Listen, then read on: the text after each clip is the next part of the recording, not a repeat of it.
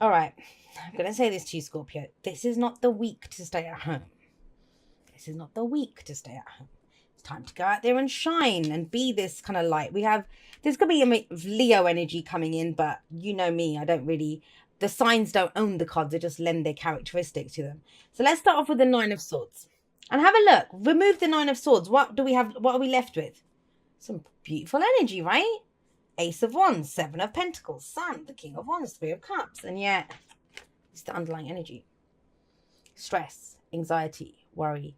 I'll tell you this. You guys are going to be at your scorpionic best this week. No one's going to see this. That's the thing with Scorpios. They go through stuff and no one ever sees what it is because it's so deeply hidden. And that's what your reading is literally showing that. Literally showing that, right? So, let's have a look. This is about stress, anxiety, worry, lack of sleep. I mean, some of you just might not be sleeping. That's what it could be showing, that it's lack of sleep coming in. But I kind of feel like you're going through it kind of stressed out. I always say this about the Nine of Swords. No one wakes up that morning and thinks, ooh, it'd be great to be stressed out today or not to get any sleep or not to do whatever. No one decides that. It's one of those things. And yet the Nine of Swords says things are not as bad as they seem. No matter what's going on, it gets bigger and it gets bigger and it looks worse in our heads because we keep, we'll keep going over and over and over and it becomes bigger and bigger and bigger and bigger. I really don't think, especially with the energies coming up, but that's not even me being my little, Sagittarius rising optimistic best that I always am. Your reading says that it's not as bad as it seems. Now, like I said, Libra got this in exactly the same place and I shuffled like a beast in between readings. Ace of Wands here. What are you trying to start? What is this new beginning? I think everyone just wants a little bit of excitement or a little bit of fun or a little bit of something, right? Maybe that's what's stressing you out. That how am I going to start this? How do I start this new project? How do I start this new relationship? How do I get that spark back? It's that kind of energy when I see these two here. But with the Ace of Wands coming up, it's beautiful energy. That's the central issue here. It's everything else revolves around this. This is what we're focused on. Either what we're dealing with or what we're focusing on, what we're trying to get to happen. And it's a new start. Something that calls to our creativity, to our passions. And we got the perfect guy coming in here to deal with all of that. But we'll get to him in just a moment. But with the Ace of Wands there, and then there's a lot of stress around this. And you know what? I don't know if any of you saw my Instagram story. I posted it Thursday. I'd posted it last week. And I've been trying to get a life. And that's my new project, get a life.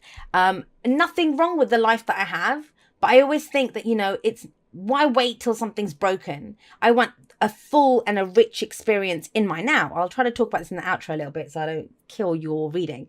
But one of the things that I posted was I said, getting a life is harder than it looks, because it is. And that same sentiment seems to be coming up here. I want some new excitement. I want some passion, but it's like, what the hell? It's stressing me out to do this. This is meant to be fun. I always see Wands as kind of very fun energy. Think about the Knight of Wands and the Page of Wands. They're very fun. They're very kind of action-oriented and adventuring and exploring and looking for new experiences. And I get it. I understand why it's stressing you out, because you have the Seven of Pentacles coming up as a past energy. And as a past, that could be last week, last month, last year. The past is whatever. It just shows us why we are where we are. You've put in so much time and bloody effort into something. That's the Seven of Pentacles. It says that. Now, unlike most Seven of Pentacles in this deck, she actually looks quite happy with herself, with what she's getting back. But when we have sevens for me are where we analyze. We look at it. We're like, how far have I come? What am I getting back from this? Because, you've gone from the Ace all the way to the Seven. You've been at this for a while. And you've started to see, or you did in the past, get some returns from it. Now, Seven of Pentacles asks, is it worth it? Is sustained effort worth it? You'll get to where you need to be. Is it coming in fast enough? Is what you're getting, is it right for you? But I do feel like this relates This relates to a situation, whether it's your work, a relationship, a hobby, a business, whatever, that you've already put substantial time and effort into with that Seven of Pentacles there. Pentacles are always tangible. But I don't know, for some of you, you might be, I don't know, maybe you've got a business, right? And it's doing really well, but it doesn't excite you anymore. It doesn't excite you anymore. Or there's a relationship, you've had a lot of effort that's gone into it, you've had to do a lot with it, you know, and you're solid. I'd say you're probably solid now with the Seven of Pentacles there, as in, you know, you can see things are improving or moving forward, and Pentacles usually, sorry, I keep saying Pentacles, it's coins in this deck, but it is Pentacles. You'll get someone saying, why are you saying Pentacles? It's coins. They're the same. So Pentacles, coins coming up here. With that 7 there, you've already done this. So it's now you're looking at, well, you know, maybe that's killed the passion. Maybe all the work and effort you put into getting that promotion or whatever, it's killed your love of the job. And so you're trying to get that spark back with the Ace of Wands. But guess what? We have, forget the spark, you've got the bloody whole sun coming in here in the present. Now, out of this, so this is not in vain. Those of you that think I put in all that time and effort for nothing, and I think some of you are doing that. That's what this is. What was the point of that? You know, what was the point of it? There's your point. The sun shows you that. Now, the sun is sat underneath the Nine of Swords. And this is being in your head. As much as swords are about your thoughts, your ideas, your beliefs, and how you communicate them, I don't see communication with the Nine of Swords. I actually see the Nine of Swords as the most difficult. Well, the Three of Swords is not exactly a fun energy, but this is when we're in the thick of it. Whatever we're going through, whatever leads to that guy with 10 swords in his back and the 10 of Swords, it's happening here, the Nine of Swords. You know, in our thoughts or ideas, the worst case scenario is playing out in our heads right here. But then you have the sun. The sun is seeing the truth. The sun is seeing everything. And out of seeing everything very clearly, because you don't see it clearly here, you're just looking, listening. That's our fear response. And don't forget, fear tries to keep you safe, right? This is the what ifs, and what if it never happens, and how will this be, and what's going to happen with that? That's all of that stuff. The sun is like, well, here, potential for great happiness. And I think if you're looking for a new direction, it becomes apparent with the sun. But the sun says that it's not just about, I don't think it serves us to look at the sun as this kind of card that shows up or energy that shows up and just fixes everything. Because it doesn't. All it does, think about it. You know, if it's a hot day, it's a clear sky and the sun's high in the sky, it's noon, and you go out into your garden, it'll show you everything clearly, but it might show you that there's weeds, then you need to pull the weeds out.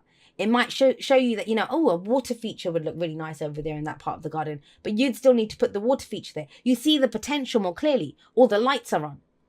And it shows you, what can I create in this space? What can I create in this, what I'm seeing?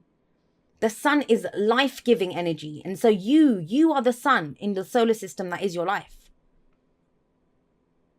But you can't do that from this, because all this breeds is more fears. So this is saying, look at it clearly. What's the potential in this? Is there a potential in this? Now, from this, once you do this, we have it's double Leo, because they're both cards for Leo. But that could be Aries or Sagittarius as well, right? But with the King of Wands coming up, leading out of this, if this is a work reading for you, then boy, oh boy, if you've been really working to be noticed, to be seen, and you're thinking, well, shit, no one noticed anything, right? I'm still stuck here doing this. I see the potential. If you see the potential and you go for it, if you go to extend your role or whatever, with the King of Wands coming out, this is about you stepping up and shining. It's about you then taking action and going for it. Sometimes I think I'm like the worst reader in the world. Not so much because I don't know the cards or anything. It's because I'm always going to put you to work. I don't believe in, you know, I don't think life is a spectator sport. And that's why I always say, know your reader. Because each reader is a filter for the messages that come through. And that's the kind of person I am. I want to be a part of my life. I want to be interactive in it. I want to take action. I want to do things in my life. And so that's how I always see the energies. I see the cards as giving us ideas of what we can do with the energy available to us. So, King of Wands. King and Queen of Wands, I would see them as celebrities. And I know it's a king. This could be masculine, feminine energy, whatever, right? I mean, he's going to know exactly what to do with that wand. Exactly what to do with it. So if you're looking for a spark, I mean, you get one better. You go straight to the king. Whatever this is that you're trying to initiate, second chance in relationship, relight the fire, the spark, get the passion back, get an idea for a project, shine at work, get a new job even, right? I feel like here, this week, there's a potential for you to see the way forward. But it comes with you not hiding here in your thoughts, afraid, stepping out there and saying, yeah, this is who I am. You know, consider me for this job. Look at me. I'm passionate. I'm sexy. I'm attractive. I'm whatever. That's the King of Wands. He's not going to shine his light. He is neither. I mean, the sun doesn't shine its light. It's there. And that's the King of Wands too. He shines. And I feel like you're being asked to shine and to shine bright. No more hiding in the background doing the work. No more tinkering away in the background for you, Scorpio. Which I get it, right? You know, you guys are the sign of the intensity and the underworld and going within. But when you've gone within, whatever you've learned from that, it's about bringing that up to the surface now. Bringing that up to the surface. And for some of you, I know it's going to be very difficult, but listen to your advice. The Three of Cups. I really feel like this is about socializing more, getting out there, meeting people. That's what I said. This is not a week to stay indoors. Even if you're waiting for something, like, you know, you've applied for a job, or I don't know, the person that you're interested in has gone on holiday or something, or they're not around. If you stay at home by yourself, you know, this is what happens. What do I always say? You know, we have fire, and you have fire here. Fire is just an energy.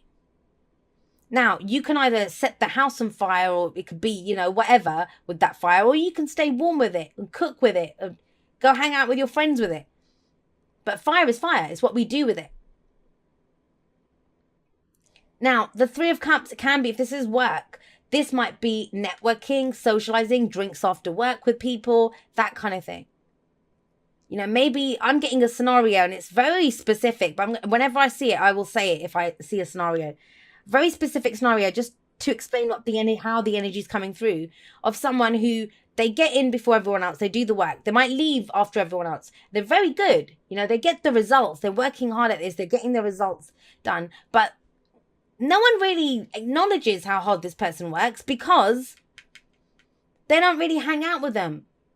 You know, Bob, who sits at the end of the office, he might not do as much work, but he buys a round of drinks. He's shows up for my birthday. You know, do you know what I mean? That kind of energy. This is more you showing other aspects of yourself. You know, in a relationship, you might be great. You might have been really great at putting in the practical work. We're saving up for the wedding. We're saving up for the house, or whatever you've been doing. You might be going to the gym. Like, this is any kind of practical work that we put in. You're going to, I usually see gym stuff and working out as wands, but I'm trying to explain the energy to you. You know, you've been putting in the work to be a more desirable, you know, a dating candidate, which I don't even like putting it that way. But, you know, to get the dating done, maybe you've been on the dating apps or doing whatever. You've been putting in the work. But it's too much of the kind of boring, mundane, practical stuff. We need some of that fire back. We need some of the socializing back. You can swipe left, right all day long. It doesn't make a difference if you don't actually go out and hang out with someone, right? And that's your advice, the Three of Cups. Now, for others of you, this very simply, with the Three of Cups here and the Nine of Swords here, is to talk out these fears with someone. That's your network of support. That's your the people that love and support you and that you love and support. Because there's very kind of solo energy going on here. Maybe you've been struggling by yourself. But that fire's there. It's not gone out, even though you might have felt it has. You've been busy working on something, Scorpio. Seven of Pentacles tells me that. But it's time to bring it out into the light. And, you know, this is where another way to explain the energy to you. I'm sorry I'm giving so many, but they keep flying in at me. So that's what I mean. It's general. It's going to apply to everyone in a different way. But that's the energy that's out there. This is that case of, you know, you might be a musician, or you might be an artist, or I don't know, whatever you are. And you've been compiling this great portfolio of, you know, these are the photographs I've taken, the pictures that I've painted, or whatever it is, the music that I've done. But it's almost as if you keep doing that, working on it, but you're not actually bringing it out. You're not actually initiating it. You don't have the gallery opening, or, showing your artwork off, or, getting the album out there, or whatever. You're not actually bringing it out into the light, into the public. You're still working away at it. And it's like, well, you're at that point now where you've got enough. You've done enough of that work. Let's expand this. Let's grow this. Let's give birth to something new, right? Create something new. This is a very creative energies here. Let's take that passion somewhere. Let's do something with it. That can even go for self-work. You've done the work on yourself. Now it's time to shine. Show the world what this new Scorpio is that's been born.